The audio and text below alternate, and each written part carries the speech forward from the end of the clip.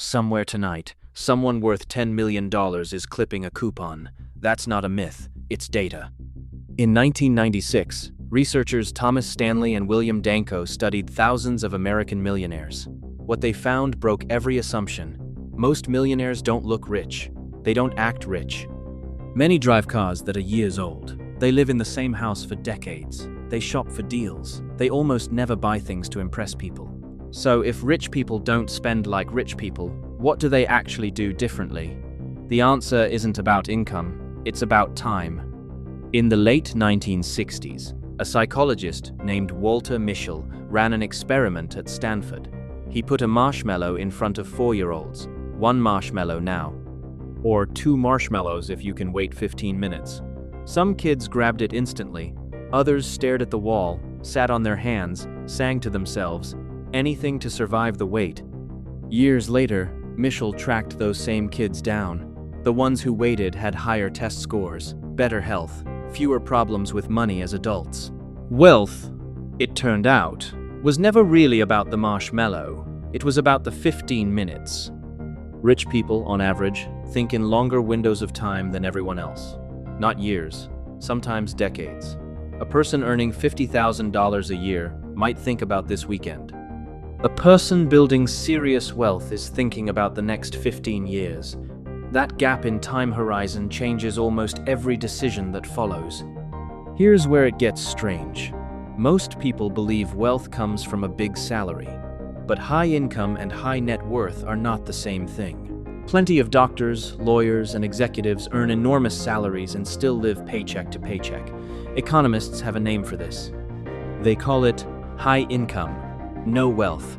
Meanwhile, plenty of small business owners, ordinary electricians, and shop managers quietly accumulate millions, not because they earned more, because they kept more.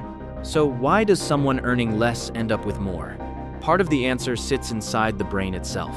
In 1979, economists Daniel Kahneman and Amos Tversky published a theory that would later win a Nobel Prize.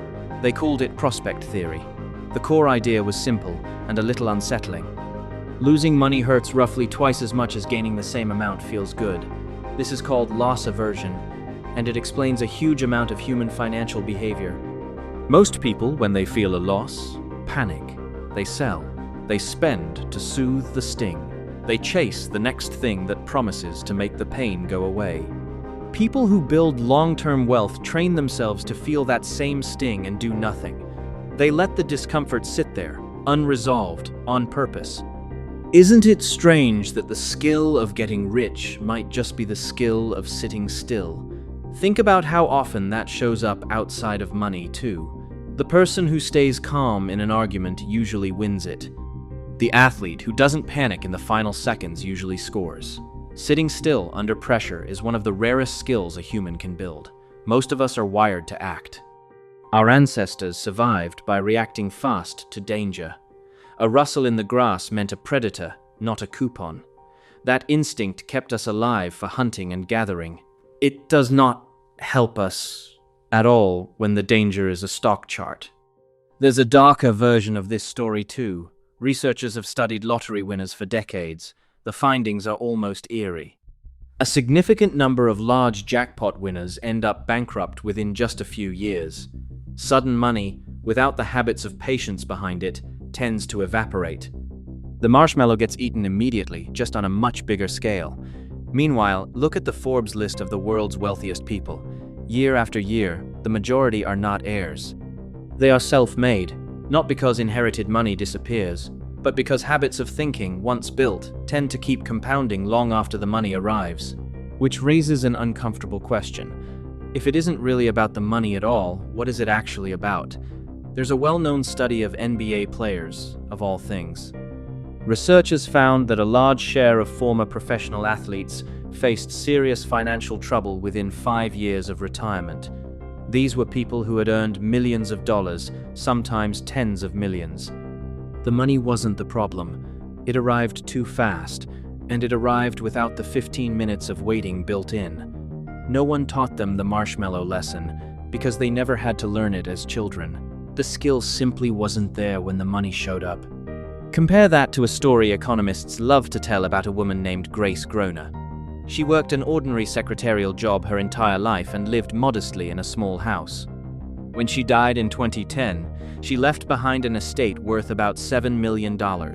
She had bought a small number of shares in a company she worked for decades earlier and simply never sold. No windfall, no inheritance, just decades of not touching something. The 15 minutes stretched out across an entire lifetime.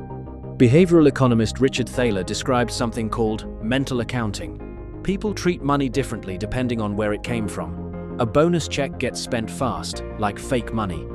A paycheck gets treated carefully, like real money. Rich thinkers tend to erase that distinction entirely. To them, a dollar is a dollar, no matter its origin story.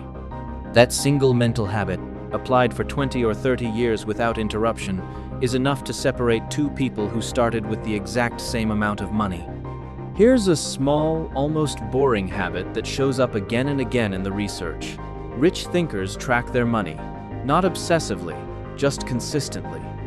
They know roughly what they spent last month without opening an app to check. Most people have no idea, and what you don't measure, you can't direct. That single habit, tracking instead of guessing, sounds too small to matter. But small habits, repeated for decades, are the only kind that ever compound. Consider two people, same starting salary, same city, same age.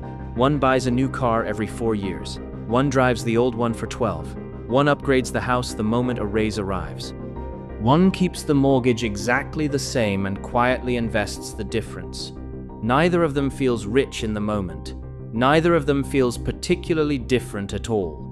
But run the tape forward 25 years, and the gap between them is not close. It's not double, it's often 10 times larger. Isn't it unsettling that the difference was never really about the money to begin with? It was about which version of themselves they were willing to become, one small decision at a time. For years, no one was watching. The marshmallow is still sitting there. It has been sitting there this whole time. Most people already know the right thing to do. They just can't stand the 15 minutes. The people who quietly become wealthy are not smarter, and they are rarely luckier. They have simply made peace with something the rest of us are still fighting. Somewhere tonight, a person your age is going to bed having spent nothing extra today. No new purchase, no upgrade, no treat to celebrate a hard week. It will feel like absolutely nothing happened. And in a sense, nothing did happen. That's the entire point. 20 years from now, the version of them who did that, quietly, thousands of times, will not resemble the version who didn't. The wait was never the punishment. The wait was the whole plan.